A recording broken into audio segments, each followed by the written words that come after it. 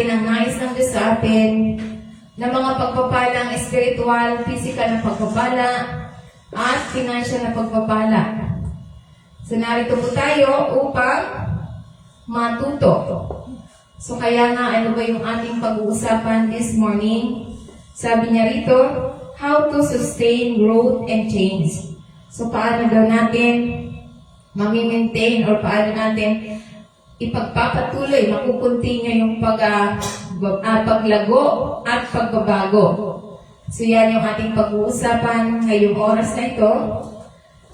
So kaya nga sinasabi dito, sustaining growth or ang pagpapanatili ng pagpapalago at pagbabago, lalo na sa isang spiritual na nasasangkot sa mga sinasadyang kasanayan at patuloy na pagbabago sa mga pangako ay nasangkot sa patuloy na pangako sa personal na pag-unlad. Ito'y kadalasang nakaugat sa mga aral, espiritual at patnubay mula sa salita ng Panginoon, sa Biblia.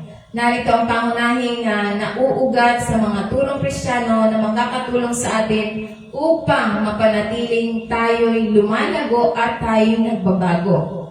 Ito yung mapangalagaan ang paglago at pagbabago. So kaya patuloy na paglago at pagbabago sa mga pangunahing pananampalatayang Kristiyano. So ito'y binibigyan ng isang patuloy na proseso sa espiritual na pag-unlad. At ito yung pagbabago sa pagkatao at pagpapalalim sa relasyon sa isang tao sa Diyos. So kaya nga narito yung mga talata sa Biblia na makakatulong sa atin kung paano natin mapapanatiling tayo ay lumago at magbago. Kaya nga sinasabi sa aral na matutunan natin, unang gawin dapat natin ay consistent prayer and reflection. So ito yung patuloy na panalangin at pagnilay-nilay. Ito yung sinasabi na ugaliing manalangin at magmuni-muni na nagpapalakas ng espiritual na paglago. So dapat patuloy tayo nananalangin. Hindi yung mananalangin lang tayo pag tayo ay mayroong tinadalang mga pagsubok. So dapat lahat ng aspeto ng buhay natin, masaya, malungkot, at kahit na anong gawin natin, tayo nagtatrabaho, tayo manalangin. Kaya nga sinasabi niya sa 1 Thessalonians chapter 5 verse 17, sabi, pray continually. So ibig sabihin patuloy na manalangin, ito'y sinasabi na regular na pakikipag-usap sa Diyos. So kapag tayo patuloy na nananalangin, ito'y sa pamamagitan ng panalangin at debosyon ay mahalagang itinataguyod na inilalapit tayo sa Diyos. Ito'y naghahanap ng kanyang patnubay, lakas at karunungan na pagpapanatili ng pag-unlad sa mga hamon sa buhay. Sa kabila ng mga hamon sa buhay, nananatili tayong umuunlad. Yan yung sinasabi sa banal na kasulatan na ito'y nagsisilbing maiksi at makapangyarihang paalala ng kahalagahan ng isang patuloy na buhay, panalangin para sa mga mananampalataya. So ito'y naghihikayat sa atin ng patuloy na magkaroon ng matalik na relasyon sa Diyos na pinapalakas ang pagtitiwala at pasasalamat at pakikipag-usap sa ating lumikha sa lahat ng aspeto ng ating buhay. So yan yung patuloy tayong nananalangin. Kaya kahit nga tayong naglalaban, nagsi-CR, yung pasasalamat, simpleng pasasalamat, iyan ay panalangin na. Salamat sa Diyos, iyan ay panalangin na. Lahat ng ginagawa natin na tayo, kahit tayo naguhugas, naglalaba, iyan ay panalangin na kapag tayo'y ina-acknowledge natin siya at nagpapasalamat tayo. So ano pang tinuturo? Dahil sa panalangin, sabi rito, Philippians 4 verse 6, sabi niya, do not be anxious about anything, but in every situation by prayer and petition with thanksgiving, present your requests to God. So lahat ng ating gusto, ipaalam daw natin sa Diyos. So sinasabi dito, sapagkat kapag pinaalam natin sa Diyos, the peace of God which transcends all understanding will guard your heart and your minds in Christ our Lord Jesus Christ. Kaya nga sinasabi niya rito, overcoming anxiety.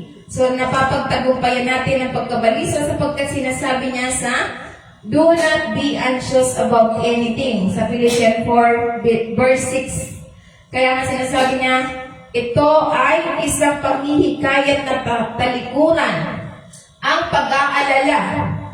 So, at pagkabalisa, ano man ang sitwasyong kinaharap, so kinikilala ito na dapat ang mga tao ng Diyos huwag mag-alala, ngunit nagpapayo na huwag hayaang kainin nito ang kanilang mga pag-iisip at damdamin dahil sa pag-alala. So kaya yan sinasabi sa banal na kasulatan, kaya sinasabi prayerful dependency. So dapat nakadepend tayo sa nakadepend tayo. Bandasalin tayo na pag-asa sa pamamagitan ng panalangin at petisyon na may pasasalamat. So kaya nga, pasalamat, kahit na hindi pa natin natatanggap, pasalamat na tayo. Sa lahat ng mga, kaya nga, kahit kung naniniwala tayo, so hindi na tayo manghihingi. Dahil ang ibig sabihin ng nanghihingi, hindi ka naniniwala. Ngunit kapag ikaw ay magpapasalamat, yan ay katunayan na nananampalataya ka na makakamtan mo dahil ikaw ay nagpasalamat na. Pero pag sinabi, bigyan nyo naman po ako ng ganito, so unbelief yung ganon. So kailangan pasalamat na. Sinasabi dito, sa pamamagitan ng pasalamat, ipaalam natin sa Diyos kung ano yung ating kailangan. So magpapasalamat na tayo, hindi tayo manghihingi, kundi magpapasalamat na tayo na ibinigay na sa atin. Ganyan ang gusto ng Diyos na gagawin ng bawat isa sa atin. Ay tinataguyod dito ang pagbalik sa panalangin bilang isang paraan upang matugunan ang mga alalahanin. Ito binibigyan din ng kalagahan ng paglalahad ng mga tiyak na kahilingan para sa Diyos. So tiyak kapag tayo nagpasalamat. Pero kapag tayo humingi, walang katiyakan. Kapag sasabihin na, bigyan niyo naman ako Lord ng ganito, bigyan niyo naman po ako ng ganito. So walang katiyakan kapag ganun ang ating panalangin. Pero kapag sinabi natin, salamat Ama, na pinagkalooban na sa akin yung isang building. So understood na ng Ama na yan ang gusto natin. Amen? So kaya nga ito'y sinasabi na, nangako siya na pangako ng kapayapaan. Ang kapayapaan ng Diyos na higit sa lahat ng pagkaunawa ay magbabantay sa ating mga puso at ating mga pag-iisip sa pamamagitan ng Panginoon Jesucristo. Ito'y bahagi na tumitiyak sa ating bilang mananampalataya na kapag isuko natin sa Diyos ang ating mga alalahanin sa pamamagitan ng panalangin at ang kanyang kapayapaan ng higit sa pag-unawa ng tao ay babantayan niya tayo. Ang ating puso at isipan, babantayan niya tayo na magbibigay ng kapakiramdam ng katahimikan at katiyakan sa pamamagitan lamang ng ating Panginoong Jesucristo. So kaya nga ito yung pagtitiwala sa provision ng Diyos na tayo'y ingatan ng ating mga puso at ang ating pag-iisip sa pamamagitan ng Panginoong Jesucristo. Ito ay kapayapaang, ito ay nagsisilbing tagapag-alaga na nagbibigay ng katiyakan at proteksyon na sumasaklaw sa parehong mga damdamin at kaisipan na nakaugat sa presensya ng ating Panginoong Jesucristo. So yan ang sinasabi sa banal na kasulatan na ito yung pag-alis ng pagkabalisa. Kaya ito'y gumagabay sa mga mananampalataya na isuko ang kanilang mga pagkabalisa sa pamamagitan ng panalangin na nagpapatibay ng pagtitiwala sa pangangalaga at provision ng Diyos. So yan ang ibig sabihin ng sinasabi na nagsisilbing isang makapangyarihang panghihikayat para sa mananampalataya na yakapin ang isang buhay na may panalangin pagtitiwala na nag-aalok ng na tayo hindi mabalisa sapagkat ang Diyos ang ating nilapitan, ang ating kinapitan bilang kapalit na tumatanggap na malalim ng kapayapaan na nagbabantay at nagpapanatili sa ating mga puso't isipan sa pamamagitan lamang ng ating Panginoong Jesucristo. Kaya sa pamamagitan ng panalangin may pasasalamat, Ito yung kalagahan ng pagtitiwala natin sa lahat ng alalahanin na humahantong sa kapayapaan sa loob ng bawat naniniwala na nampalataya at nakakaunawa sa gusto ng Diyos sa mga tao. So yan ang sinasabi sa banal na kasulatan. So ano pa ang tinuturo sa atin? How to sustain growth and change. So, lesson number 2, consistent renewal and studying true scripture. So, sabi dito, patuloy daw tayong i-renew at mag-aral. I-renew yun natin. Kung, di ba, yung iba sabi, alam ko na yan. So, kailangan pa rin natin ulit-ulitin yung pag-aaral para ma-memorize natin. Dahil kapag na-memorize na natin, ano man ang mga dumating sa atin, ito ay magbibigay sa atin ng direksyon. Dahil hindi na tayo mababalisa. Ito yung sinasabi na regular na pakikipag-ugnayan sa banal na kasulatan ay nag-aalok ng patnubay at karunungan sa personal na pag-unlad. So, ano nga sinasabi?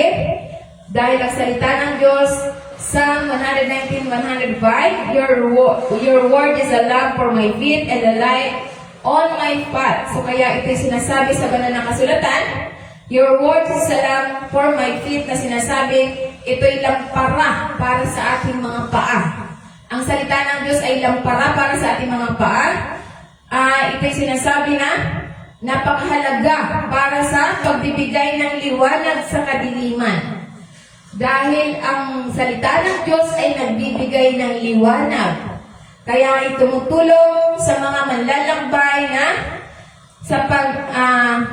sa tamang landas, katulad ng paraan ng ang salita ng Diyos ay nagsisilbing mga pagkukunan ng patnubay at sa ating paglalakbay dito sa sanlibutan. So ito yung sinasabi sa banal na kasulatan, isang liwanag sa isang landas na inimungkahi na ang salita ng Diyos ay hindi lamang nagbibigay ng liwanag sa ating paligid, kundi nagbibigay din ng liwanag sa landas na hinaharap na nag-aalok ng kalinawan, direksyon, at mga desisyon at sa mga hamon ng buhay. So yan ang sinasabi na kahalagahan ng salita ng Diyos. Ito yung patnubay at direksyon kung paano ang lampara ay tumutulong sa isang tao na maiwasan ang pagkatisod sa dilim. Ang salita ng Diyos ay nagbibigay ng patnubay at humahadlang sa espiritual na mga patibong na at tumutulong sa matuwid na pamumuhay. So ito yung salita ng Diyos. Kapag alam natin ang salita ng Diyos, naalala natin, kaya tayo ay hindi tinutuloy natin yung mga plano natin na hindi na ito'y salungan sa salita ng Diyos. So kaya nga pag naalala natin ang salita ng Diyos, hindi tayo nakakagawa ng pagkakamali. Dahil para sa ating paglalakbay. So kaya nga ito'y sumasalamin sa pagtitiwala sa salita ng Diyos para sa patnubay na nagmumukhay ng isang malapit na relasyon kung saan isa ay naghahanap ng banal na patnubay sa bawat hakbang ng kanyang buhay. So kaya nga yung pagtitiwala sa Diyos sa kanyang patnubay, pagtitiwala sa patnubay ng Diyos sa paghahalintulad ng salita ng Diyos ay isang lampara na ipinapakita ang pagtitiwala, patnubay sa Diyos sa halip na umasa sa ating sariling pangunawa. So yan ang sinasabi sa banal na kasulatan, kaya may napakagandang, napakahalaga ng salita ng Diyos bilang isang gabay sa liwanag na nag-aalok ng direksyon, kalinawan, karunungan sa paglalagay sa iba't ibang landas ng buhay. So yan ang sinasabi sa Psalm 119 verse 105 na napakahalaga ng salita ng Diyos. Kaya ano pa tinuturo? Sabi dito, Philippians 2 verse 16, holding forth the word of life, that I may rejoice in the days of Christ. So kaya nga ito sinasabi na nagpapahayag sa salitang kabuhayan upang ipagkapurit ako sa kaarawan ng ating Panginoong Kristo na hindi ako tumatakbo ng walang kabuluhan, ni nagpapagalma ng walang kabuluhan. So ito yung sinasabi ni Pablo na hawakan ng mahigpit ang mga turo ng Ebanghelyo ng ating Panginoong Kristo na kadalasang tinawag na salita ng buhay. So dapat hawakan natin sapagkat kapag hinawakan natin ang salita ng Diyos, ito ang magbibigay sa atin ng direksyon upang tayo magtatagumpay. Magiging matatag na pangahawakan ang salita ng Diyos. So ito yung sinasabi, kaya nga ito'y pangunahing pangaral ay para sa mga mananampalataya at panghawakang mahigpit ang salita ng buhay. Ito'y binibigyan ng kalagahan ng isang matatag na pangako sa mga turo ng ating Panginoong Kristo at sa Ebanghelyo. Ang salita ng buhay ay tumutukoy sa mensahe ng kaligtasan at buhay na walang hanggan na matatagpuan lamang sa Panginoong Kristo. So kaya ngayon ito yung espiritual na katatagan. So kailangan matatag tayo sa mga magitan ng salita ng Panginoon na panghawakan natin. So kaya nga sinasabi dito na ito yung isang pakiramdam, ang konsepto ng mahigpit ng paghawak ay nagpapahiwatig sa isang pakiramdam ng espiritual na katatagan. Ito ay nagmumungkahi ng isang matatag na pananampalataya na hindi madaling maimpluwensyahan ng mga panlabas na mga impluwensya o hamon. Yan yung mga mananampalataya ay hinihikayat na iangkla kanilang sarili na hindi man nagbabagong mga katotohanan mula sa Ebanghelyo ng ating Panginoong Kristo.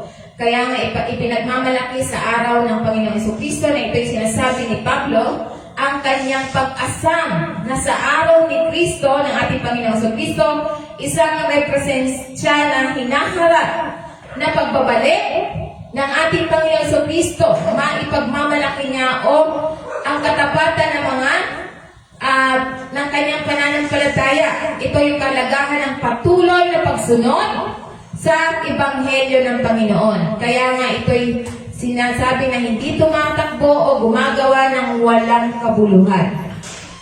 So kaya sinasabi niya rito na ito yung sinasabi sa Ebanghelyo na huling bahagi ng talata na bibigay diin ng kung saan ay mahigpit na pangahawakan sa salita ng Diyos ang mga pagsisikap ni Pablo sa pagbabahagi ng Ebanghelyo at paggawa para sa kapakanan ng ating Panginoong Kristo at hindi magiging walang kabuluhan ang pagsakripisyo ng ating Panginoong Kristo sa kanyang sarili. Kaya nga ang mga mananampalataya ay manindigan ng matatag sa kanilang pangako at sa mga turo ng Ebanghelyo na mapanatili ang isang matatag na pananampalataya na nagdudulot ng espiritual na katatagan at maging mapagkukunan ng pagmamalaki at kagalakan para sa mga taong nagbahagi ng mensahe ng ating Panginoong Kristo. Kaya nga ito binibigyan din ng talata ang kabuluhan ng pagpapagal na inilaan sa pagpapalaganap ng Ebanghelyo kapag natugunan ng tapat at pagpatibay ng tugon mula sa mga tumanggap. So iyan ang salita ng Diyos na sinasabi sa banal na kasulatan. So good morning po sa ating lahat. So kaya nga, panghawakan natin ang salita ng Diyos. Ito yung tinuturo sa atin. Good morning po. Welcome. Good morning. Parang kilala ko po kayo. Good morning po sa ating lahat. So kaya nga, ito yung sinasabi na panghawakan natin ang salita ng buhay. Yung salita ng buhay ay salita ng Diyos. Bakit kailangan natin panghawakan ang salita ng buhay? Sapagkat ito yung ating sandata.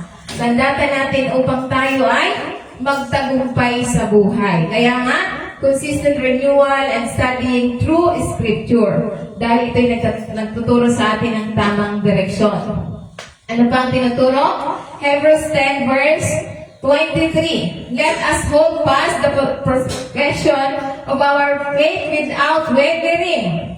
Sapagkat sinasabi niya na ating ingatang matibay ang pagkilala sa ating pag-asa upang huwag mag-alinlangan sapagkat tapat ang Diyos na nangako sa atin. Kaya kapag tayo ay pinanghawakan natin ang salita ng Diyos, siya'y tapat. Hindi niya tayo bibiguin. Kaya nga ito yung sinasabi na naghihikayat sa atin bilang mananampalataya na magtiyaga sa ating pananampalataya at manatiling matatag sa pangako ng ating Panginoong Kristo. So sapagkat sinasabi niya, holding fast the confession of our hope. So kaya ito'y sinasabi na ang pangaral ay nagsisimula sa isang panawagan na panghawakang mahigpit at ang pag-amin ng ating pag-asa. Kaya nga kung pinanghahawakan natin ang salita ng Diyos, aaminin natin. Kung naniniwala tayo na tayo ay mayaman na, aminin na natin. Kaya nga holding fast, ipahayag na natin ang gusto natin. Ang gusto lang natin ang ating ipapahayag. Kung gusto natin na tayo ay hayahay, lagi tayong sasabing hayahay. Kung gusto natin na tayo ay laging maganda. So kahit na maraming gawain sa bahay, maganda pa rin ang nasa panghahawakan natin. Kaya pag lumabas tayo, napakaganda natin, di ba? Dahil sabi, holding fast, yung pananampalataya mo. Pananampalataya natin lahat. Ito yung pangaral na nagsisimula sa isang panawagan ng panghawakang mahigpit, ang pag-amin. Pag-amin ng ating pag-asa, ito'y tumutukoy na pagpapanumbalik ng deklarasyon at pagkilala sa pananampalatayang Kristiyano. Ang mga mananampalataya ay hinihikayat na manatiling matatag sa kanilang pangako sa ating Panginoong Kristo na hindi pinapahintulutan ang mga panlabas na panggigipit o pag-aalinlangan na yumayag sa kanilang pagtatapat ng pag-asa sa Kanya. So sabi dito, huwag daw nating pabayaan or huwag daw nating pahintulutan na ang nakikita natin ang ating panghawakan. Ang hahawakan natin yung pananampalataya natin sa Diyos sa pamamagitan ng Kanyang salita. Kung sinabi ng salita ng Diyos na huwag tayong mababalisa, therefore hindi tayo mababalisa dahil nahawakan natin ang salita ng Diyos. Ito na yung nakaukit na sa ating puso't isipan na tayo ay hindi mababalisa sapagkat binigyan tayo ng kapayapaan ng Diyos. Kaya sinasabi niya rito, na ito yung walang pag-aalinlangan. Huwag daw tayo mag-aalinlangan. Dahil kapag tayo nag-aalinlangan, ito yung dahilan kung bakit hindi natin makakamtan anuman ang gusto natin. Pero kapag hindi tayo nag-aalinlangan anuman, gaano man kalaki or dami ng gusto natin, ito ay ibibigay sa atin dahil hindi tayo nag-aalinlangan. Ito yung sinasabi na, ito yung nagbibigay ng pangangailangan ng hindi natitinag na pananampalataya. Na binibigyan kayo ng kalagahan ng isang matatag at hindi natitinag na pangako ng pag-asa. Anuman ang mga hamon or kawalan ng katiyakan na maaaring lumitaw. So huwag daw tayong maniwala sa mga nakikita natin, di ba, lumitaw, nakikita. So iyon yung sinasabi na huwag nating panghawakan ang mga nakikita natin. Ang panghawakan natin ay yung salita ng Diyos na sinasabi na dahil ang nangako, sabi dito, siya yung nangako na panghahawakan natin mahigpit sa pagtatapat ng pag-asa na nakasalig sa katapatan ng Diyos. Dahil yung nangako sa atin, kung pinanghahawakan natin ang salita ng Diyos, tapat siya. Hindi siya tao na magbabago ang isip. Hindi tao ang Diyos na magbabago ang isip. Kaya nga kung ano yung pananampalataya mo na pinanghahawakan mo, yun din ang mangyayari sa atin. Dahil iyon ang pinanghawakan natin. Yan yung sinasabi sa Biblia na itinuturing ito, pagiging maaasahan at pagiging mapagkatiwalaan na mga pangako ng Diyos na tinitiyak sa mga mananampalataya na maaari tayo magkumpiyansa na kumapit sa ating pag-asa sa pamamagitan ng pananampalataya natin sa ating Panginoong Kristo. Kaya nga ito, kapag nakakaranas ng karamdaman or dahil ikaw ay nananampalataya, panghawakan natin na sa mamamagitan ng Panginoong Kristo, tayo pinagaling na. Ito yung panghawakan natin na tayo naniniwala na pinagaling na tayo ng Diyos. Dahil sabi niya, kapag nag-aalinlangan tayo, wala tayong matatanggap. Pero kapag isinuko natin yung ating pagtitiwala, 100%, gagaling at ibibigay ng Diyos anuman ang gusto natin. Amen? Praise the Lord. So yan ang tinuturo sa atin. Na ano pa? Ito yung katiyakan, nagbigay siya ng assurance sa atin dahil siya ay tapat. Nagbigay siya ng assurance dahil siya ay tapat. Ito'y nagpapatibay ng katapatan ng Diyos na nagsisilbing mapagkukunan ng katiyakan para sa mananampalataya na ipinapaalala nito sa ating buhay ang bawat pag-asa na nakaangkla sa isang Diyos. So, lahat ng umaasa sa Diyos, ito'y tapat na ibibigay ng Diyos sa atin. Ito yung sinasabi niya na mapagkakatiwalaan, tapat ang salita ng Diyos. Kaya nga ito'y may kakayanang tuparin ang bawat pangakong binibitawan sa kanyang bayan. So ano ang mga pangako ng Diyos, di ba? Sa kanyang salita, tapos na tayong pinagaling. So ngayon, panghawakan natin yan. Bagamat may lumilitaw. Yan lumilitaw, yan yung nararamdaman natin, yung nakikita natin.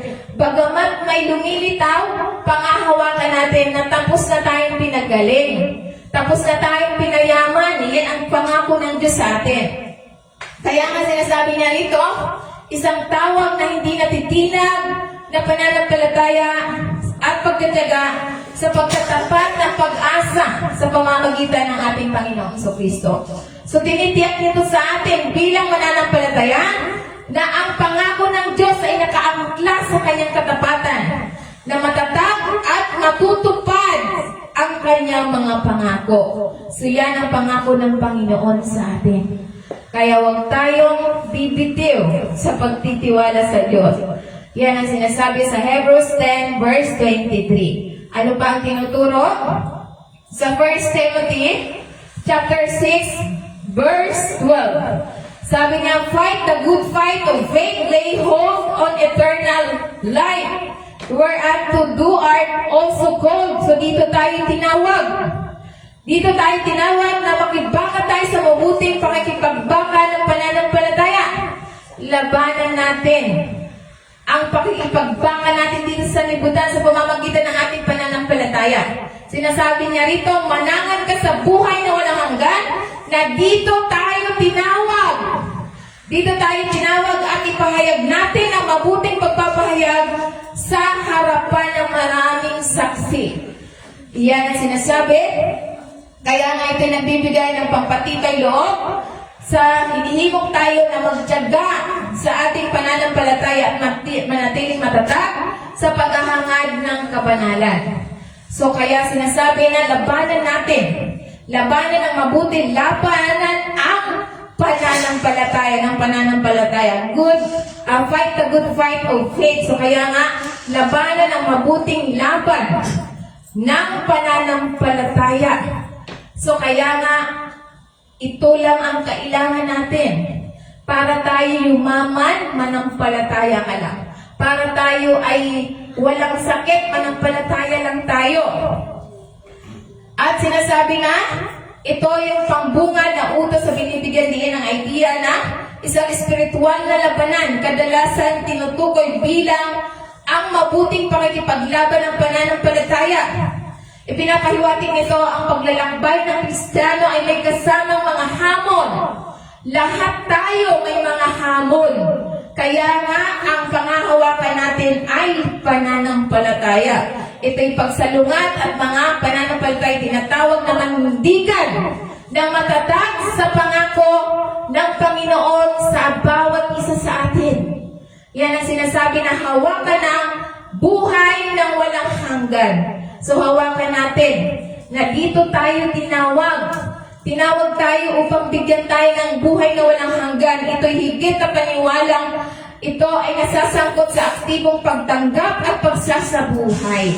So kailangan isabuhay natin. Hindi lamang na naniniwala ka na pinagaling ka na ng Diyos, pero ano ang ginagawa natin? Hindi tayo naniniwala. Diretso pa rin tayo sa mga kwak-doktor, mga doktor, at kung sa tao pa rin tayo nagtitiwala, hindi sa Diyos. Kaya nga ito yung pagtanggap ng pagsabuhay sa realidad ng buhay na walang hanggan, na matatagpuan lamang sa ating Panginoong Jesucristo, isa'y panawagan upang lubos na maranasan. So, hindi natin mararanasan ito kung hindi tayo naniniwala. So, kaya nga kung ina-apply natin, tulad ko, maraming pagsubok na dumating sa akin, hindi lang sakit, hindi lang kahirapan, in-apply ko lahat. Hindi ako pumunta ng doktor, hindi rin ako pumunta ng tao, pero nakita ng lahat, di ba, ang pagbabago. So, kaya nga, nasa atin ang pagpili. Yung ating mga anak, sa kanilang desisyon yan. Bawat isa sa atin ang desisyon kung tayo maniniwala. Pero kapag tayo nananampalataya sa Diyos, ito yung mararanasan natin. Mararanasan ng bawat isa sa atin ang dakilang kaligtasan na inaalok ng Diyos sa pamamagitan ng pananampalataya. Pananampalataya lang ang kailangan at namaisabuhay natin. Tinawag tayo sa buhay na walang hanggan. Ito yung pagpapalawig sa lahat ng pananampalataya na sila'y tinawag sa buhay na walang hanggan. Ang pagtawag na ito ay resulta ng kanilang pananampalataya at ang pagtatapat na kanilang ginagawa sa harapan ng maraming saksi. So, kapag tayo naniniwala, gagawin natin sa lahat. Ibig sabihin, hindi ka mahihiya dahil ikaw ay naniniwala. Sabi, maraming saksi. Kailangan masaksihan ang iyong pananampalataya. Tulad, naalala niyo, tulad ng babae na nagsimba dito. Diba? Siya ay namatay, kumbaga sa tao, namatay na siya. Ngunit siya ay nabuhay. Bakit siya nabuhay? Sapagkat nung siya ay namatay, sabi niya, Lord, hindi pa ako matutulog. Sabi niya, kasi nananaginip na raw siya na matutulog na raw siya. Ang sabi niya, Lord, hindi pa ako matutulog. Kaya ano nangyari? Siya ay nagising. Sabi niya, ano nangyari? Pero yung anak niya, di ba? Sinisigawan na siya, Ma! So, ganon. Kung sa iba nga, nakaranas ang iba, yung ganon, nakaihi na, nakalaway na, wala na yun. Pero dahil yung babae na yun ay pinanghawakan niya na hindi pa siya matutulog, kaya siya ay ginising ng Panginoon. Yan yung pananampalataya. Hindi ka labanan mo. Fight the good fight of faith. Yung pananampalataya natin, ang labanan natin. Huwag tayong mawawala ng pag-asa dahil kung ano yung pananampalataya mo, iyan ang gagawin ng Diyos sa atin. Yan ang sinasabi niya sa banal na kasulatan. Kaya nga, mabuting pagtatapat sa harapan ng maraming saksi ay malamang na tumutukoy sa pampublikong pagpapahayag ng pananampalataya. Kaya nga ito'y sinasabi na isang sigaw ng pagpupulong para sa mananampalataya na humihimok sa kanila ng aktibo at buong tapang na lumahok sa espiritual na labanan dahil ang ating kalaban ay espiritual. Yung sakit espiritual yan. Kahit anong gawin ng doktor yan, hindi niya kayang pagamutin. Dahil ang sakit espiritual, si Satanas ang nagbigay niyan. Hindi yan kayang gamutin ng doktor. Hindi kayang gamutin ng sino man. Ang espiritual na labanan natin, espiritual ang labanan natin, hindi tao ang kalaban natin. Kundi espiritual, siya yung nagbigay ng mga sakit si Satanas. Kaya nga, anong gagawin natin kapag nakakaranas tayo ng ganyan? Dahil pinangahawakan natin ang ating pananampalataya at ang salita ng Diyos ay lagi tayong babasa. So, maalala natin ang salita ng Diyos. Ang salita ng Diyos, sasabihin natin, kapag nakakaranas tayo, ano sasabihin? Ay, ikaw, espiritu ng lagnat or anuman, hindi kita tinatanggap sa pangalan ng Panginoong Jesucristo. It is written, by the stripe of our Lord Jesus Christ, I already, ibig sabihin, tapos na tayo pinagaling. Sabi ng Ama. So, kaya, fight the good fight of faith. Iyan ang panghawakan natin. Natapos na tayong pinagaling. Nasa atin ang pananampalataya. Kaya, kung tayo mananampalataya 100%, hindi mananatili ang sakit. Iyan ang sinasabi sa Biblia.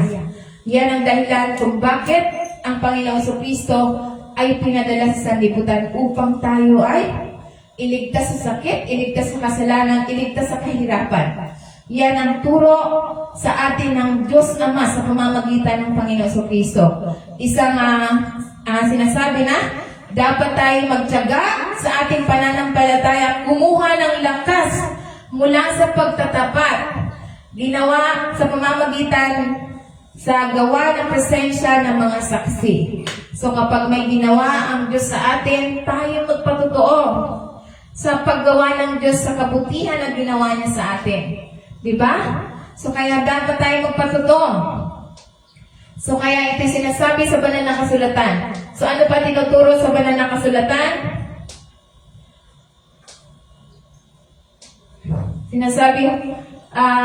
Sinasabi niya, holding forth the word of life. Tapos na to kanina. Na doble lang. So kaya sinasabi niya, kaya ano yung pangahawakan natin kapag tayo ay nananampalataya, kapag dumating si Satanas sa buhay ng mga tao. Sasabihin natin sa banal na kasulatan sa 118 verse 17, I shall not die but I live and declare the works of the Lord. So kahit ikaw ay hindi na makalakad, sasabihin mo, Lord, hindi ako mamamatay, mabubuhay ako upang magpahayag ng dakila mo na ikaw lamang the best healer. So ito yung pangahawakan natin, hindi yung mamamatay na ako. Hindi ko na kaya. Huwag tayong ganun. Dahil experience ko na yan, experience ko na, kaya anong nangyari? Nasa atin ang pagpili. Experience ko na yung ganyan na laging nagsasabi. So kaya nga, isinashare natin ito na upang hindi na maulit. Inaandyan lang yung mga pagsubok. Sa lahat ng tao may pagsubok, ngunit kung pangahawakan natin, fight the good fight of faith. So kung pangahawakan na natin ang ating pananampalataya, kahit na anong dumating, sasabihin natin, kahit hindi na tayo makalakad, sasabihin natin, Lord, hindi ako mamamatay. Mabubuhay ako at ako'y magpapahayag ng dakilang gawa mo sa buhay ko. So kaya ito yung mangyayari sa atin dahil hindi natin tinatanggap ang lumilitaw na gawa ni Satanas. Yan ang tunay. Naranasan ko yan. Namamagana ang paa ko. Hindi rin ako makagalaw. Pero wala naman akong binigay. Wala naman akong any na tinitake na medicine. O isang araw, 2 araw, okay na. Pag ako'y nakakaranas ng mga ganyan, sinusuri ko lang ang sarili ko, Lord, saan ako nagkasala, saan ako nagkamali, patawarin mo ako. Tapos tutulog lang ang pag-gising ko. Hayahay na ang buhay.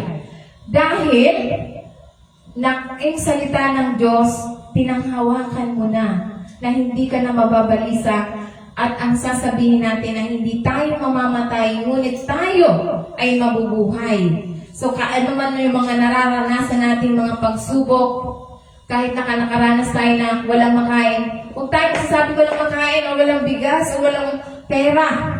Sabihin na mayaman ako. Ako'y magpapahayag ng dakilang gawa ng Diyos sa akin. Yung sasabihin natin na wala ang pera, mahirap, or huwag tayo magsasalita ng ganyan. Matutunan pa natin sa susunod na kabanata, susunod na mga Bible verse. Kaya nga ito yung sinasabi na, hindi ako mamamatay kundi mabubuhay ako, isang pagpapahayag ng pagtitiwala, pananampalataya sa pagliligtas ng Diyos. Ito'y nagpapahayag ng katiyakan sa kabila ng mga hamon at pagpabanta sa buhay natin. Ito ay hindi tayo sumusuko sa kamatayan at hindi tayo ay magpapatuloy sa buhay. Hindi tayo sumusuko kahit na anong naranasan nating panghihina ng katawan natin. Ito dahil tayo ay may layunin sa buhay. Ang layunin natin sa buhay na tayo magpapahayag ng dakilang gawa ng Diyos. Ito yung isa-isa yung mga gawa ng Panginoon na nagpapahiwatig ng layunin ng patuloy na buhay. Ito ay isang kaligtasan at nagbibigay ng patutuo sa bawat mga gawa at pagkilos ng Panginoon. Kaya ito'y mamuhay na may layunin, purihin at isalaysay ang mga kamanghang-manghang gawa ng Diyos sa atin. So, iyan ang sinasabi na tayo magpasalamat at magpatotoo dahil ito yung isalaysay natin ang gawa ng Panginoon na binibigyan diin ng pagsasalamat at patotoo. Sinasabi na dahil sa gawa ng Panginoon sa pamamagitan ng kanyang katapatan at ang paglaya na personal na naranasan natin. Kaya ito'y mahalaga na dapat gawin natin. Kapag nakakaranas tayo ng walang pambayad sa mga due date, so sasabihin natin, mayaman ako at ako'y magpapahayag ng dakilang gawa ng Diyos sa akin. Hindi natin i-confess na sana naman kaya ako mangungutang. Kapag ganyan i-confess natin, utang talaga ang magiging resulta. Kaya kapag kinonfess natin na mayaman tayo, ibig sabihin, bahala na ang Diyos sa pagpuprovide. Amen? So, ang Diyos ang magpuprovide. Hindi tayo lalapit sa mga tao. Dahil kung ipapaalam natin sa mga tao, limited lang ang source ng tao. Samantalang ang Diyos, unlimited ang pagbibigay niya sa atin. Amen? Kahit na hindi natin hinihingi, binibigay niya. Yan ang sinasabi na pagtitiwala natin sa Diyos. Binibigyan tayo ng pagtitiwala sa protection ng Diyos na ito'y pagtitiwala sa pangangalaga ng Diyos sa kabila ng mga paghihirap na nararanasan natin or pagbabanta. Tayo nagtitiwala sa kapangyarihan ng Diyos na iingatan niya tayo sa bawat buhay natin at bibigyan tayo ng pagkakataong ipahayag ang dakilang gawa niya sa atin. Kung ito ang ipapahayag natin na hindi tayo mamamatay, mabubuhay tayo at ipapahayag natin ang gawa ng Diyos sa ating buhay. So bibigyan niya tayo ng pagkakataon upang ipahayag natin ang gawa ng Diyos. Pero kapag kinonfess natin yung kahinaan, yan din ang mangyayari sa atin, sa mga nagko-confess ng kahinaan. Kinonfess niya na wala siyang pera, kinonfess niya na siya ay may mga utang, siya ay may sakit. So, iyon din ang mangyayari kasi lagi niyang kino-confess. Kaya nga, yung mga bata, yung mga anak ko, kapag yan ay may nararamdaman, sasabihin niya, Mama, wala akong sakit, ipag-pray mo ako. Alam ko na yan kapag ganun ang salita. Hindi kami nagsasabi na may sakit. Maliban na lamang, minsan si Bukoy nagbubulong yan. Pero, pag bulong kasi hindi maririnig ni Satanas, pero pag sinigaw mo, maririnig yun ni Satanas. Kaya dapat, ang sigawan lang natin si Satanas na, Oy, Satan, hindi ko tinatanggap yung binibigay, yung pinapakita mo sa akin. Pinapakita niya yung mga sakit, pinapakita lang yan para matakot ka. Pero hindi yan totoo. Kung maniniwala ka, pangahawakan mo na pinagaling ka na, hindi yan totoo na may sakit ka. Pinapakita lang yan para mataranta ka o mabalisa kung ano bang reaction mo. So, ayan yung sinasabi na huwag tayong magsasalita ng mga bagay na ayaw natin. I-declare natin na gawa ng Diyos sa atin. Sapagkat sinasabi nga niya, John 8 verse 51, sabi niya, katotohanan sinasabi ko sa inyo, kung sino man ay tutupad sa aking salita, hindi siya makikitang magpakailanman ng kamatayan. So, hindi tayo mamamatay. Ang mga tao na anak ng Diyos, hindi mamamatay, matutulog lang. Ang ibig sabihin ng pag natutulog, kasama na ng Diyos tulad ng nangyari dito. Sabi niya natulog lang siya. Alam niya yung kapag simbolo ng tulog, sumama na siya sa Ama. Ngunit sabi niya, Lord, hindi pa ako matutulog. Kaya siya ay nagising. So kaya nga, hindi tayo makakaranas ng kamatayan. Ang tao ng Diyos, kapag mawawala sa libutan, matutulog lang. Hindi siya makakaranas ng kamatayan, sakit. Iyan ang sinasabi na tungkol sa pagbabago kapangyarihan sa mga sumusunod sa turo ng Diyos. So kaya nga ito'y sumasaklaw sa isang kapangyarihang pangako ng buhay na walang hanggan para sa mga masunuring sumusunod sa mga turo ng ating Panginoong Kristo.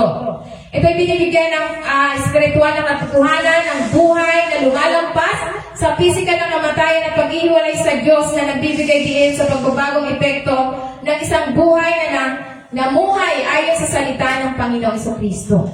So kaya nga, tayo ay, ito yung sinasabi na, hindi tayo mamamatay, hindi tayo mananatiling may sakit. Yan ang tinuturo sa Biblia. Kaya nga sinasabi nga niya, kaya ingatan natin yung ating mga bibig kasi sinasabi niya rito, Numbers 14 verse 28, say unto them, as truly I live, saith the Lord, as ye have spoken in my ears, so will do to you. So kaya nga, yun tunuturo na, huwag tayong magsasabing mamamatay. Ano ang sabi ng Diyos? Sabihin mo sa kanila, ako'y buhay na Diyos. Ano man, ay tunay na kung paano ang sinasalita niya sa aking pakinig, ay gayon ang aking gagawin sa inyo. So kaya nga, kahit na tayo nakaranas ng mga pagsubok, huwag nating isa-isa yung mga nararanasan nating pagsubok ng kahirapan, mga sakit, mga problema. Sasabihin natin, babalik na rin natin kung tayo ay binago ng Diyos. Babalik na rin natin ang salita. Sapagkat sinabi ng Diyos, buhay siya. Kung ano ang sinasabi natin na napakinggan niya, iyan yung gagawin niya sa atin. Kaya ito yung aral na dapat ito'y sumasalamin sa tugon ng Diyos sa kawalan ng pananampalataya. So kaya kung tayo nananampalataya, hindi tayo magsasabi ng mga bagay na ayaw natin. Kung gusto natin ng hayahay na buhay, laging hayahay. Kahit na nararanasan mo na ikaw ay naglalakad na lang, tulad namin naglalakad na lang. So, kahit ikaw ay wala kang pera, hindi ka magsasabi na wala kang pera. Dahil sabi ng Panginoon, buhay siya. Ano man ang narinig niya, yun ang gagawin niya sa atin. So, kaya nga ito yung sinasabi na, ito yung kawalan ng pananampalataya. At sa kanilang pagtanggi at tulad, ito yung halimbawa ng mga Israelita. Ito yung mga sabi ng Panginoon sa mga taga-Israelita, na ito yung kawalan ng pananampalataya at pagtanggi nila na pumasok sa lupang pangako. Sapagkat ang Diyos inutusan sila na pasukin ang lumang pangako. Ngunit sila ay nagpakita ng kawalang pananampalataya, ang mga kahinatnan ng kanilang pagsuway. Sinuway nila ang salita ng Panginoon, hindi sila pumasok dahil ang nakita nila hindi pumasok sa lupang pangako at sila'y gumagala sa loob ng 40 taon hanggang sa ang lahing iyon ay lumipas.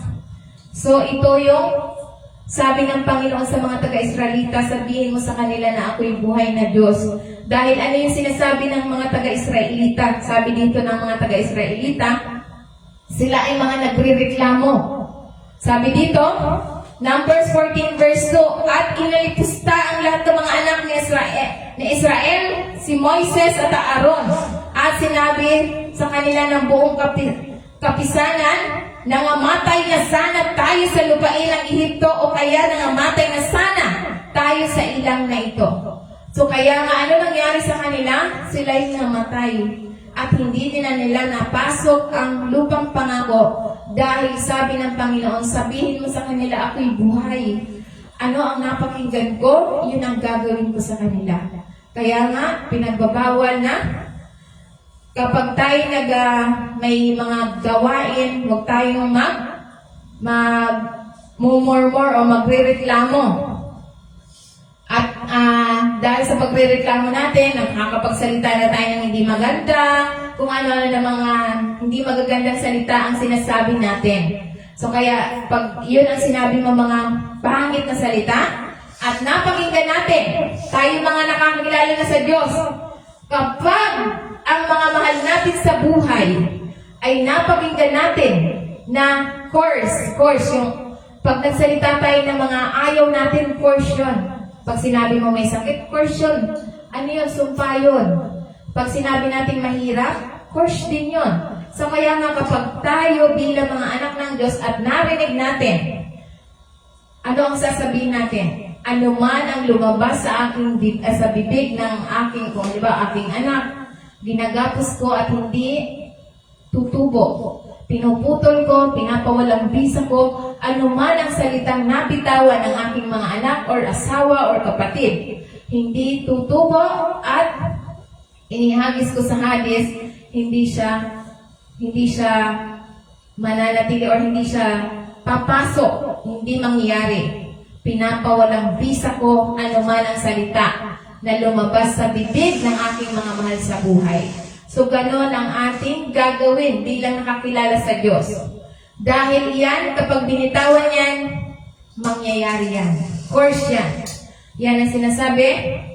Kaya nga tayo bilang mga anak ng Diyos, binigyan tayo ng kapangyarihang self-control na hindi na natin magawa. Dahil diba, sa sobrang galit minsan natin, hindi rin natin napipigilan. Ngunit, napipigilan natin dahil sa self-control na binigay ng Diyos sa atin. Kaya nga ito'y nagpahayag sila ng paghihikayat sa walang kasiyahan na nanumbalik at inaakala sa kaginawa sa ito o maging kamatayan sa ilang sa halip na harapin ang mga hamon sa inaharap, ang kawalan ng pananampalataya. At pagsuway na ito ay may malaking bunga para sa mga Israelita gaya ng pinag-uutos ng Diyos sa mga henerasyon, nag-aalinlangan ay hindi papasok sa lupang pangako. So kaya hindi nila nakapasok sa lupang pangako sapagkat sila ay nagrereklamo at sinabi nila na sila ay mamatay na lang sana sila doon. Kaya ano ang sagot ng Diyos? Ano man ang aking napakinggan, yan ang gagawin ko sa kanila. Kaya lahat ng mga taga-Israelita ay namatay dahil sa ito yung kanilang binigkas. So, huwag tayo magsasabi. Ang isasabihin natin, mabubuhay ako at ako'y magpapahayag ng dakilang gawa ng Panginoon. So, ano pa tinuturo ng Panginoon? Sabi niya sa John 8 verse 43, bakit hindi ninyo napag-unawa ang aking pananalita? Sapagkat hindi ninyo mangyayaring dinggin sa ang aking salita. So, ibig sabihin, hindi pakikinggan dahil, ano pang kasunod niyan? Sabi niya sa kanyang salita sa verse 47, ang Diyos ay nakikinig sa mga, ang sa Diyos, kung tayo nakikinig ng salita ng Diyos, tayo ay anak ng Diyos. Sabi niya rito, kung tayo hindi nakikinig ng salita ng Diyos, dahil dito hindi ninyo dinirinig sapagkat kayo hindi sa Diyos. So kung hindi natin isasabuhay ang salita ng Diyos, hindi tayo para sa Diyos. Iyan ang sinasabi na binibigyan din ang pagitan ng pananampalataya sa kakayahang maunawaan at tanggapin ang salita ng Diyos. Siya ang mga pag-aari ng Diyos. Sa Diyos ay maririnig at maunawaan ang kanyang mga salita. Habang ang mga hindi magagawa kapag hindi natin magagawa ang salita ng Diyos. Sabi dito, ito ay sumasalamin sa tiyama ng paniniwala na tayo'y hindi anak ng Diyos. Bakit hindi natin magagawa? Kaya nga, ito'y sumasalamin na tayo magtiwala sa espiritual na pagtanggap ay matatagpuan natin sa buong Biblia. So kaya nga, kung anak tayo ng Diyos, lahat ng salita niya ay susundin natin. So hindi natin kayang sundin ang salita ng Diyos kung hindi tayo anak ng Diyos. Yan ang sinasabi, bakit tayo naging anak? Sapagkat sa pagtanggap natin sa Panginoong Jesucristo, tayo'y anak ng Diyos. Yan ang sinasabi sa Biblia. Kaya ito yung regular na pakikipag-ugnayan sa salita ng Diyos ay mahalaga sa pamamagitan ng Biblia. Nagbibigay ng patnubay, karunungan at espiritual na pagkain. Ang salita ng Diyos ay pagkain. Kaya nga, mas higit pa sa lechon ng salita ng Diyos sa lahat ng bagay, mas higit pa. Mas mahalaga ang salita ng Diyos. Kaya nga kung mahalaga ang salita ng Diyos, dapat na priority natin siya. Amen? Priority natin siya, hindi tayo nalilate. Amen? Dahil tayo ay anak tayo ng Diyos. Amen? So walang malilate, ha?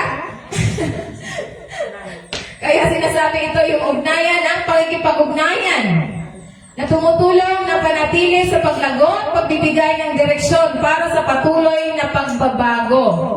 So ano pa ang tinuturo sa atin? How to sustain growth and change.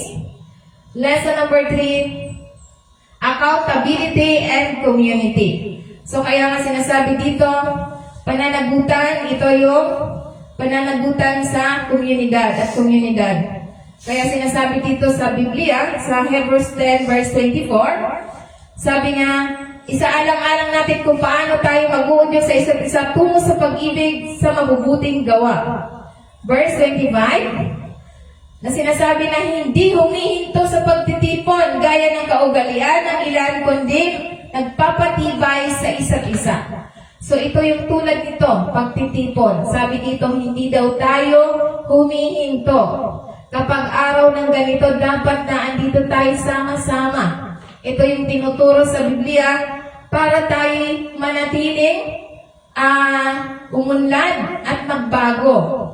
So hindi tayo magbabago kung wala tayong panahon sa Diyos. Hindi tayo magbabago, hindi tayo lalago kung wala tayong panahon sa Diyos. So dapat priority natin siya na binibigyan diin ang kalagahan ng pagpapatibay loob, pagmamahal at mabuting gawa sa mananampalataya, sa mga pananampalataya. Ang pagbanggit ng hindi pagtigil sa pagpupulong ay nagpapahiwatig ng kalagahan ng pagsamba at sama-sama, lalo na habang hinihintay natin bilang mananampalataya ang katuparan at ng pangako ng ating Diyos Ama. Yan ang sinasabi na dapat hindi tayo humihinto. Hindi kung kailan lang may mga hamon sa kapupunta. Bato-bato sa langit. Hindi ako nag-ano salita ng Diyos yan. So, yan yung sabi dito na pagkakaroon ng matulungin ng komunidad at mga kasosyo sa pananagutan ng pagpapahalaga. Bahagi ng mga karanasan, hamon. Kaya ginagawa to para tayo ay magpalakasan ng loob. Kapag tayo ginagawa natin ito, tayo ang bawat isa, di ba, punong-puno ng pag-asa. Sa kabila ng mga hamon, tayo nagtatagumpay dahil sa ating mga kapananampalataya.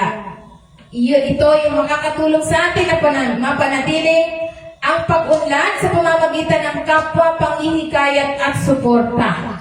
So kaya natin ginagawa itong pagtitipon para tayo ay lalo tayong maging matatag sa ating pananampalataya. So ano pa ang tinuturo sa banal na kasulatan? Practicing gratitude. So kailangan nga natin na sinasabi dito na pagsasanay ng pasasalamat ay isang kapakinabang na ugali na maaaring magkaroon ng positibong effect sa ating mental at emotional na kagalingan. So yung pagpapasalamat daw natin, ito ay malaking effect sa ating pagpapagaling. Kaya sinasabi dito, 1 Thessalonians chapter 5 verse 18, give thanks in all circumstances, for this is God's will for you in our Lord Jesus Christ. So kaya nga ito sinasabi na hinihikayat tayo bilang mananampalataya na magpahayag ng pasasalamat sa bawat sitwasyon. Hindi tayo magpapasalamat kapag may natanggap na. Ibig sabihin, lahat ng aspeto ng buhay natin. Kahit na wala tayong sakit, kahit na mayaman tayo. Alam niyo na ang ibig kong sabihin. Kahit na tayo ay walang problema, magpasalamat tayo, lalo-lalo na. Wala talaga tayong problema. At mayaman tayo, magpasalamat. Sa lahat ng aspeto ng buhay natin, magpasalamat tayo. Ito yung sinasabi na, pasasalamat sa bawat sitwasyon, hindi lamang sa komportable ka, or sa lahat. Kahit na hindi ka komportable na kalagayan, dapat tayo may pusong pasasalamat. Na ito'y nakaayon sa kalooban ng Diyos na binibigyan ng diin ang kalagayan ng pasasalamat bilang isang espiritual na kasanayan. So kaya nga ito'y sinasabi na saloobin sa pasasalamat ay nagpapaunlad ng espiritual na paglago, ang pagkilala sa mga pagpapala ng Diyos at pagpapahayag ng pasasalamat sa lahat ng sitwasyon ay nakakatulong na mapanatiling isang positibong pananaw at mapanatili ang espiritual na pagbabago. So kaya, lagi tayong magpapasalamat. Amen? So kaya mahalaga na lagi tayo magpapasalamat. Ano ba ang tinuturo sa atin? Service and compassion. So, ito yung sinasabi na ang paglilingkod at pagkahabag ay mga pangunahing aspeto ng maraming espiritual, kaya ito'y kabilang na walang pag-iimbot na pagtulong sa iba at pagpapakita ng empathy sa mga nangangailangan. Kaya nga sinasabi niya rito sa Galatians 5 verse 13, serve one another humbly with love. So kaya sinasabi niya rito na ito yung aktibong paglilingkod sa iba ay nagpapakita ng habag na naaayon sa mga turo ng ating Panginoon Jesucristo. Ang pagsasagawa ng mga gawain ng paglilingkod ay nagpapalaki ng katangian tulad ng ating Panginoon Jesucristo. So, ito mapanatili ng espiritual na pag-unlad sa pamamagitan ng pagtutuon sa mga nangangailangan sa iba. So, yan ang sinasabi na dapat may pagpapakumbaba tayo habang tayo naglilingkod. So, kaya nga ito yung sinasabi sa Biblia. Ano pang turo sa atin?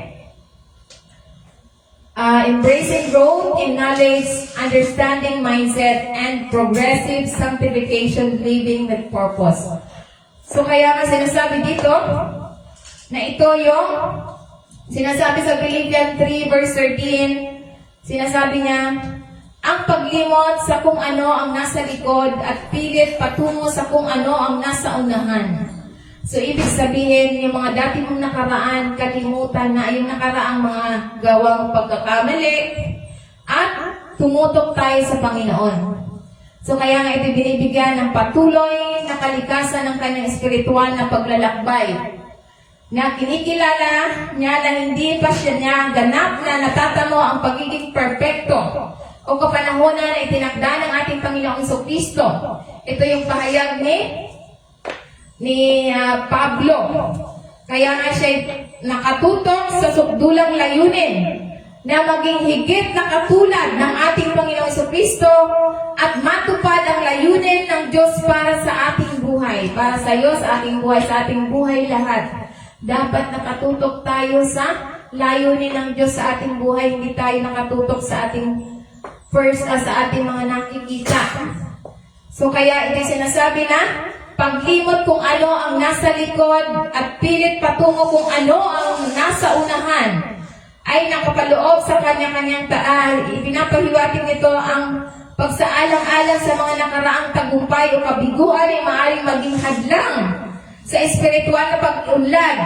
Sa halip, ang mga mananampalataya ay hinihikayat na tumuon sa kasalukuyan at hinaharap. So, ibig sabihin, looking to Jesus tayo. Huwag na tayong balik-balikan yung mga nagpapabigat sa ating mga isipan at puso. Patuloy na nagsusumikap ng mas malalim na relasyon sa ating Panginoon Jesucristo at nagsusumikap tungo sa espiritual na kapanahunan na nais ng Diyos para sa ating lahat. So kaya nga ito sinasabi na nagbibigay inspirasyon sa mga mananampalataya na magtiyaga sa kanilang pananampalataya, mapanatilang isang pananaw na hinaharap at manatiling nakatuon sa pagbabagong paglalakbay ng pagiging mas katulad ng ating Panginoon Jesucristo. Yan ang sinasabi sa Philippians 3 verse 13. Ano naman ang sinasabi ng Philippians 3 verse 14? Nagpapatuloy ako tungo sa layunin upang matamo ang gantimpala kung ano ang tinawag ng Diyos sa langit sa ating Panginoon Jesucristo. So kaya nga ito sinasabi ni Apostol Pablo na ang pagtingkad na pananalita upang ilarawan ang kadalisayan at determinasyon kung saan niya hinahangad ang layunin ng espiritual at kapanahunan at pagkakaisa sa pamamagitan ng ating Panginoon Jesucristo. Ito'y nagpapahiwatig ng hindi sinasadya na patuloy na pagsusumikap tulad ng isang nagpapatungo sa finish line. Tulad ng mga atleta na tinutungo nila yung finish line. Ganon din tayo. Tungo tayo sa pamamagitan ng pagsunod natin sa ating Panginoong Jesucristo. Huwag tayong titigil sa paglilingkod. Kaya nga ito'y sinasabi na layunin na binabanggit ang sukdulang layunin at katuparan ng buhay Kristiyano maging higit na katulad ng ating Panginoong Jesucristo. So ito yung layunin natin na maging katulad tayo ng ating Panginoong Jesucristo. Ito yung sinasabi na layunin ito hindi lamang isang personal na ambisyon or tagumpay, ngunit nakaugat sa banal na pagtawag. Pagtawag na ipinapaabot ng Diyos sa bawat mananampalataya sa pamamagitan ng ating Panginoong Jesucristo. So, iyan ang layunin natin, na tayo mamuhay ng katulad ng Panginoong Jesucristo, na ito yung biyaya or prize na tumutukoy sa gantimpala ng sukdulan. Ito yung sukdulan ng paglalakbay ng Kristiyano na kung saan ay isang pagsasakatuparan ng banal na layunin, ang kalagahan ng pagiging sa presensya ng Diyos. So mahalaga na lagi tayo nasa presensya ng Diyos. Dahil lagi na andyan ang prize, ito'y hindi nakukuha sa pamamagitan lamang ng pagsisikap ng tao, kundi ito'y resulta ng biyaya ng Diyos at ang tugon ng mananampalataya sa biyaya na iyon sa pamamagitan ng pananampalataya at pagsunod natin sa Diyos. So kahit na anong gawin nating pagsisikap, kung wala tayong Diyos, hindi tayo magtatagumpay. Ang tunay na tagumpay natin yung mayroon tayong tamang ugnayan sa Diyos. Na ito yung layunin natin, na tayo maging katulad ng ating Panginoong Jesucristo. Kahit anong mag-24/7 tayo magtrabaho sa ating pagsisikap, hindi tayo uunlad kung wala ang Diyos sa atin. Sabihin ba, nagdadasal naman ako. Nagdadasal naman daw siya. Kung nagdadasal, bakit walang time? So dapat, ang tunay, di ba tayo may mga minamahal, mga may boyfriend, may girlfriend, di ba hindi masaya ang buhay, parang may kulang kung walang komunikasyon tayo sa ating mga mahal sa buhay, mga anak, mga kaibigan, or boyfriend, girlfriend. So ganun din ang Diyos. So kailangan lagi tayo may komunikasyon sa Kanya. Paano tayo magkakaroon ng komunikasyon? Kaya nga sinasabi niya, basahin natin, pag nilay-nilayan natin araw at gabi. Araw at gabi. Bakit araw at gabi? Dahil itinuturo niya ang landas para tayo ay maging matagumpay. Kaya kung wala tayong tamang ugnayan sa Diyos, kahit anong pagsisikap ng tao, wala. Naranasan ko na yan. 37 years ako nagsikap dahil working student ako. So, kahit ano pagsisikap ko, akala ko, tatagumpay na ako kasi nakagraduate na ako. Nakapagtrabaho, ngunit wala pa rin. Ngunit nung isurrender ko yung aking sarili, ibinigay ko yung sarili ko at hindi na ako nagtrabaho. Doon, nakilala ka ang Diyos, kaya kahit anong pagsubok, ako'y nagtagumpay. Amen? So yan, sinasabi na walang humpay na paghahanap sa espiritual na paglago, pagsang-ayon sa turo ng ating Panginoong Jesucristo at ang katuparan ng banal na layunin ng Diyos. Ito'y nagsisilbing panghihikayat sa mga mananampalataya na magtiyaga sa ating pananampalataya. Itoon ang kanilang mga mata sa kalangitan na layunin at pagpatuloy ng may determinasyon sa kanilang paglalakbay tungo sa pagiging katulad ng ating Panginoong Jesucristo. So kaya nga ito yung yakapin na pag-iisip na paglago, pag-unawa ng mga paglago sa isang patuloy na paglalakbay, ang aral mula sa mga nakaraang karanasang pag-alis ng mga kabiguan at paghahangad ng pag-unlad ng may tiyaga ay nakakatulong sa pagpapanatili ng pag-unlad. So yan ang sinasabi sa Philippians 3:13-14. So ano pang tinuturo? Colossians 1 verse 10. Sabi niya, upang kayo mamuhay na may karapat-dapat sa Panginoon at kalugdan siya sa lahat ng paraan na nagmumunga sa bawat mabuting gawain na lumago sa pagkilala sa ating Diyos. So kaya nga ito sinasabi na karapat-dapat sa paglakad. Ito'y karapat-dapat na sa Panginoon ay nagbibigay ng idea ng pamumuhay na naaayon sa pagkakakilanlan ng isang tao bilang isang tagasunod ng ating Panginoong Jesucristo. So kaya nga ito ay nagpapahiwatig ng paggawi sa sariling paraan na nagpaparangal na nakaayon sa mga turo at katangian ng ating Panginoong Kristo.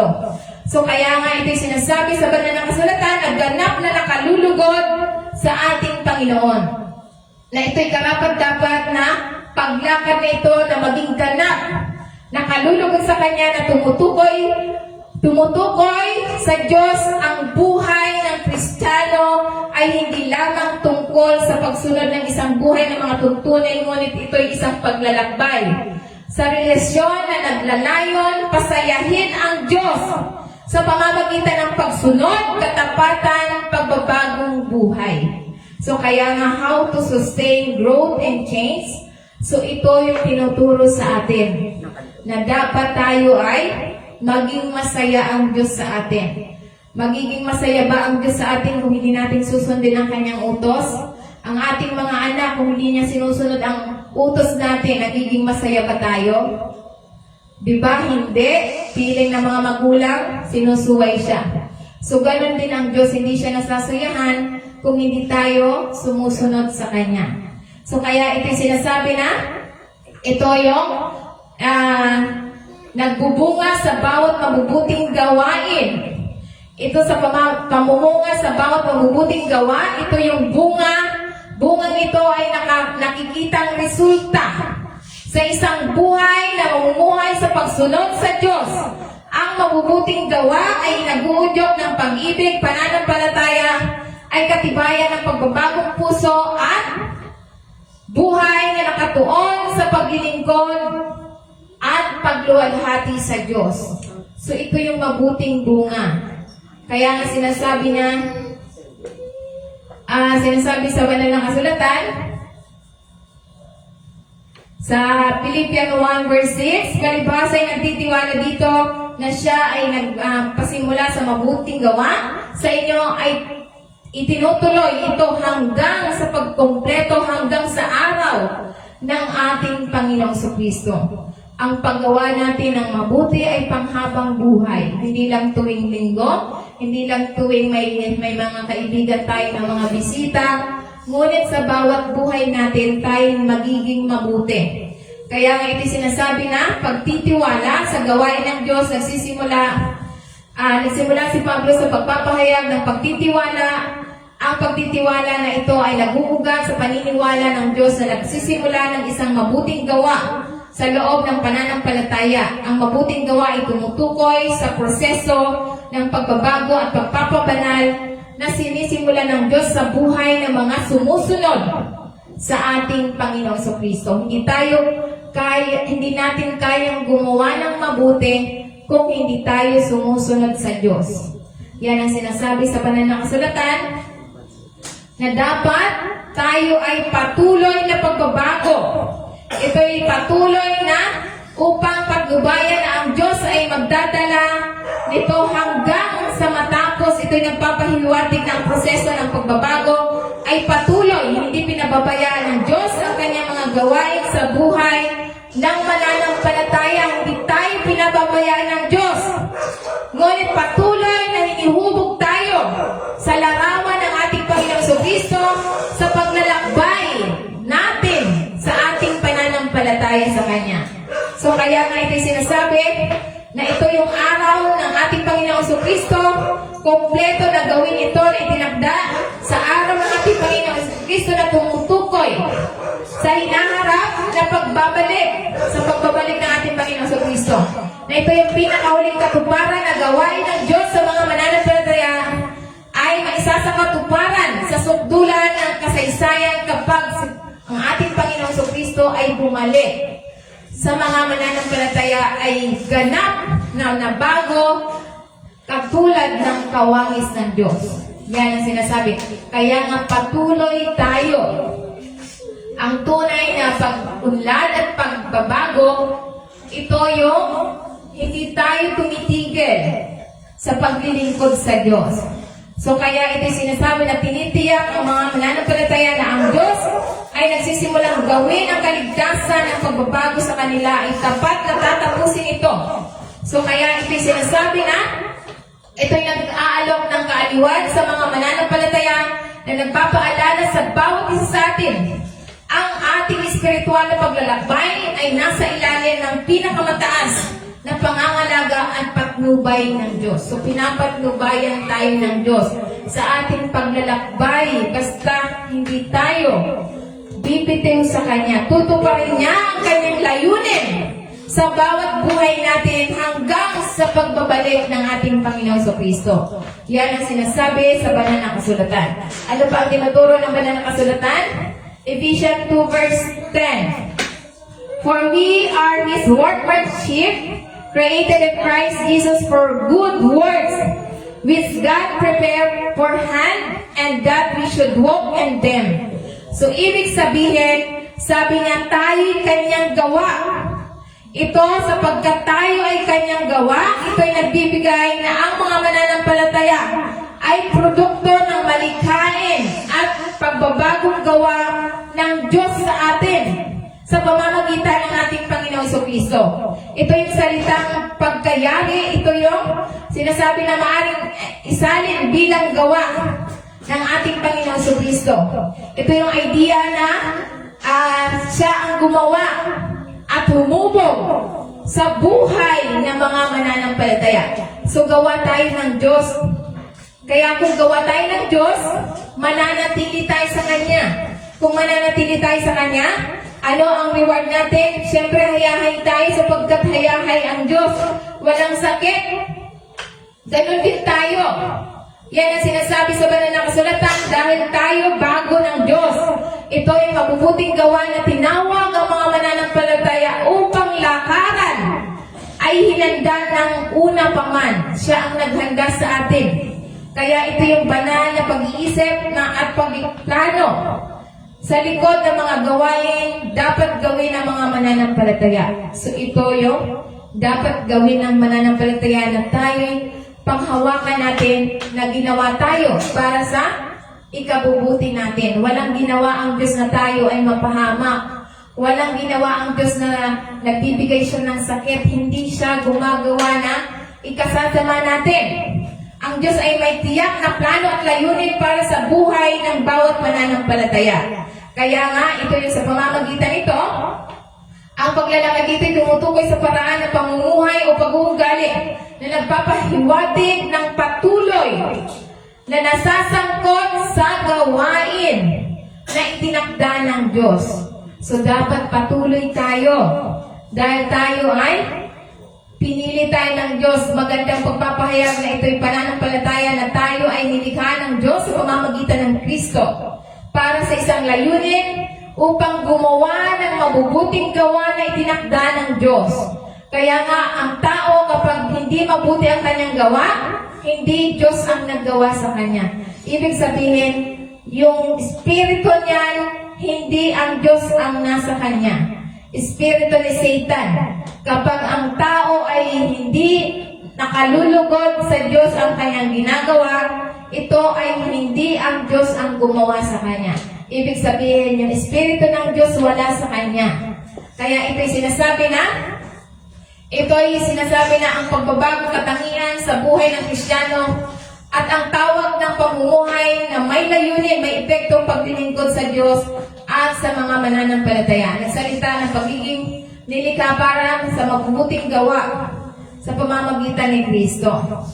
So kaya nga patuloy na paglago na sasangkot ng progresibong pagpapabanal sa isang panghabang buhay na proseso. At ito'y pinasimulan ng Diyos, ito'y katiyakan na ang Diyos ay patuloy na gumagawa sa buhay ng mga mananampalataya na binabago sila sa larawan ng ating Panginoong Jesucristo hanggang sa matapos ang kanyang gawain. So yan ang layunin ng Diyos sa atin. Ginawa tayo para tayo rin ay gumawa ng mabuti. Kaya kung ang resulta sa mga gawa natin ay hindi mabuti, hindi Diyos ang gumawa niyan. Anong dapat gawin? Huwag nating tanggapin. Yan ang sinasabi sa banal na kasulatan. Ano pa ang tinuturo? Relying on God's strength. So kailangan tayo na yung pag-asa natin ay pag-asa sa lakas lamang ng Diyos. Sa Diyos lamang tayo kumuha ng lakas. Ito yung sinasabi na nag-uugat ang pagkilala na ang lakas at kakayahan ng tao ay limitado lamang. Ang pag-asa sa Diyos ay napakahalaga para sa mga hamon sa buhay. So kaya nga sinasabi sa banal na kasulatan, Philippians 4 verse 13, I can do all things through Christ who is strengthening me. So kaya nga ito sinasabi na makapangyarihang pahayag na nagmumula sa mga isang sinasabi na pagpapahayag ng pagtitiwala ng mananampalataya sa lakas na dulot ng ating pananampalataya.